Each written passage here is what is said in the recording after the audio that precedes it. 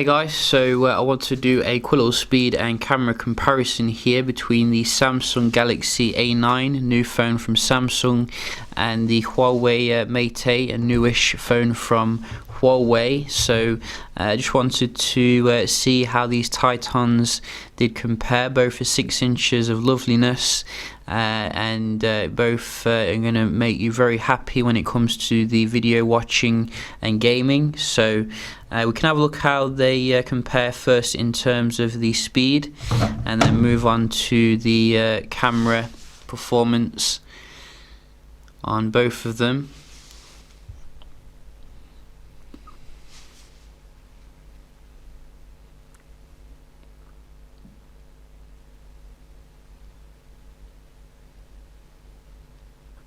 Oh, so the A9 does actually just beat the Mate 8 when it comes to the boot up. Very nice indeed.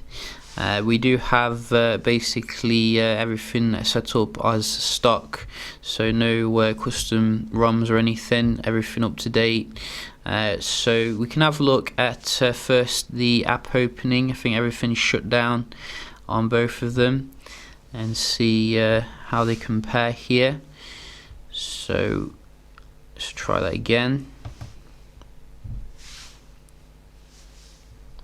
So we're getting Snapdragon 652 versus the Kirin 950. Very powerful processor in the Mate 8. A little bit quicker for the Spotify.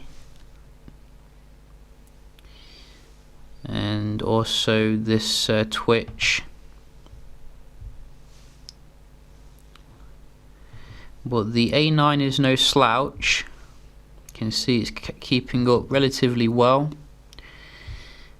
And we do have clock. A bit quicker here. Camera. A little bit quicker on the A9 this time, so a little bit back and forth. That's what we like to see. Music. So maybe a little bit quicker on the Mate 8 here. I definitely think they could localize the music a little bit more for the non kind of Chinese market. Also Play Store, can have a look at that. So faster here on the right, and messaging about the same. So back and forth, you know, not massive differentiating difference when it comes to the day-to-day stuff. Very surprised actually. I thought the Kirin 950 would kill the Snapdragon 652. What about the games? That we might see a little bit more difference when it comes to this.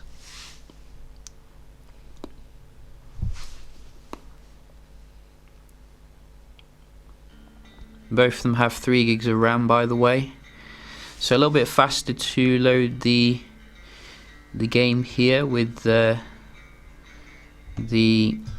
Mate 8, and we do have another one.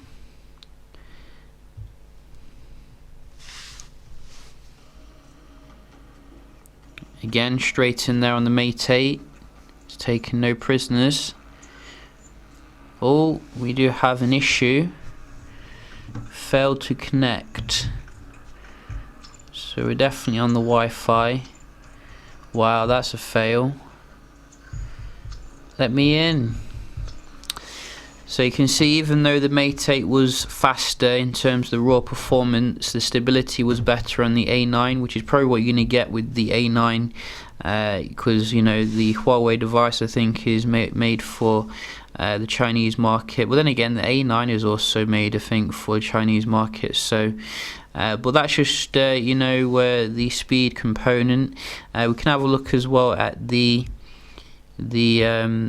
maps, which is a thing that I do like to check out now and again to see how the maps is here.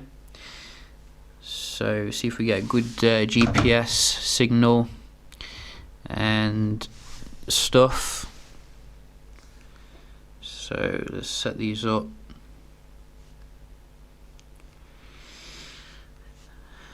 So we're just going to wow, the maps look fantastic on these big screens. Look at that, lots of area to discover stuff. So today I want to go to Bhutan because that's where I like to go every weekend.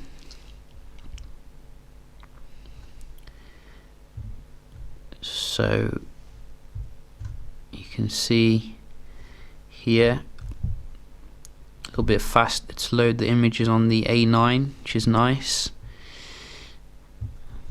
but quite similar here, you know, not a massive difference. In fact, you know, I want to go to somewhere else actually. I want to go to the Himalayas, if I can spell that.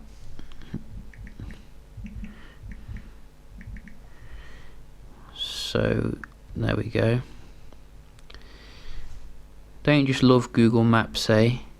I think it was a little bit faster to resolve on the A9 there, if you ask me, but similar to load the pictures.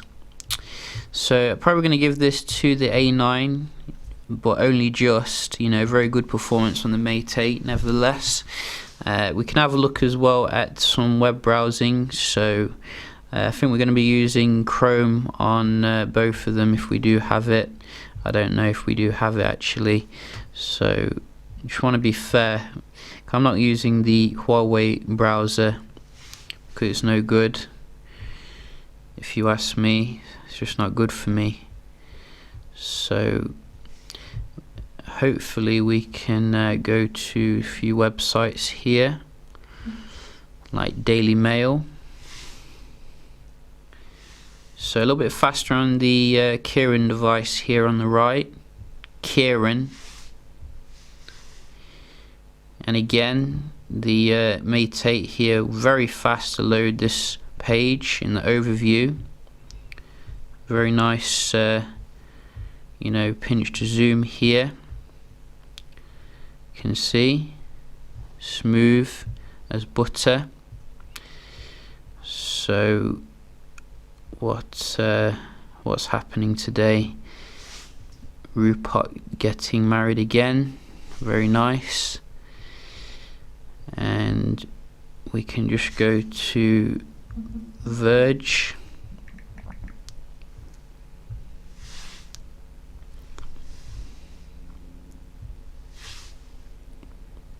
Again, faster here. I saw it. The Mate 8 is clearly dominant when it comes to the web browsing performance. Look at that. And I do see a bit of lag with the A9 going up and down, but you know, you can see a bit smoother here on the Mate 8. So yeah, you know, very interesting there. We can just quickly do a multitasking test as well with the two. So both 3 gigs of RAM here. Wow, nothing happening with that. And Spotify.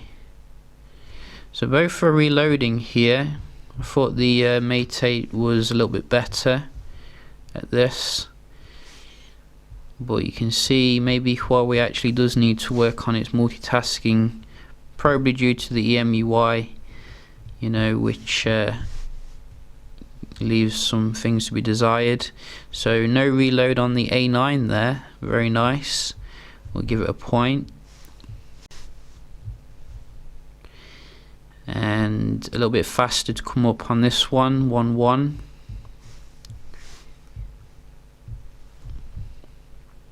To the A9, a bit of a lag there to come up. And music, quicker here, 3.1.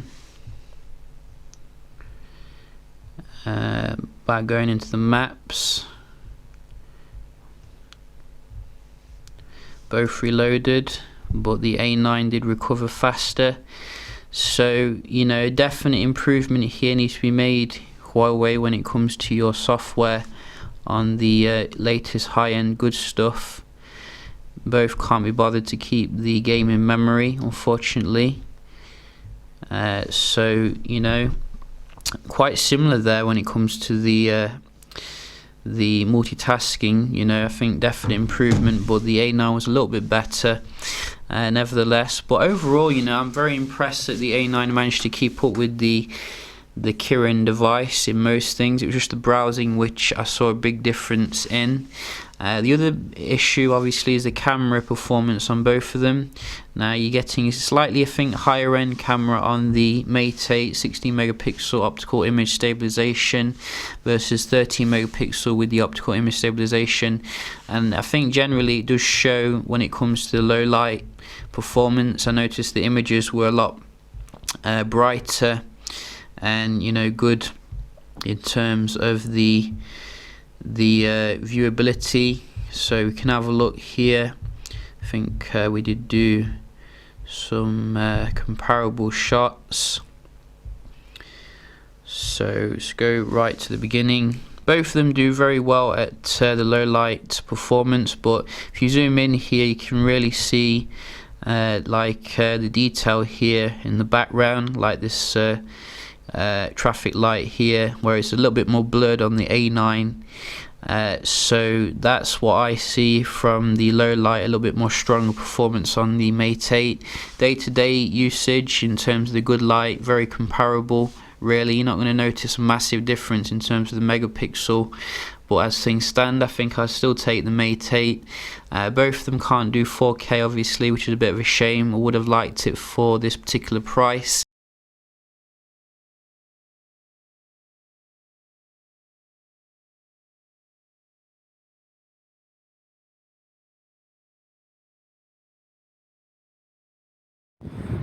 Hey guys, so just doing a quick little test here of the video between the Mate 8 and Galaxy A9.